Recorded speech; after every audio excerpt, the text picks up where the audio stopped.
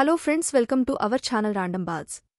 America, West Indies సంయుక్త వేదికల్లో జరిగే టీ20 ప్రపంచకప్ కోసం భారత సెలక్షన్ కమిటీ రోహిత్ శర్మ సారథ్యంలోని 15 మంది సభ్యులతో కూడిన జట్టును ప్రకటించింది.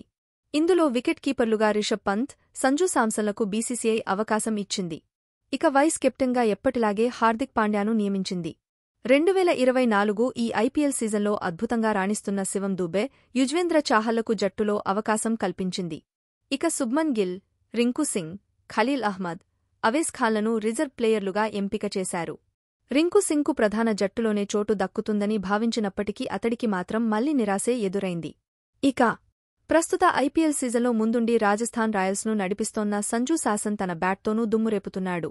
దీంతో రెండో వికెట్ కీపర్గా రాహుల్ను కాదని సంజూ శాంసన్ను సెలెక్టర్లు ఎంపిక చేశారు. దీంతో హార్దిక్ స్థానంలో రాహుల్కి స్థానం కల్పిస్తే బాగుండేదని మరోసారి నెటిజన్లు బీసీసీఐపై తీవ్రస్థాయిలో విమర్శిస్తున్నారు.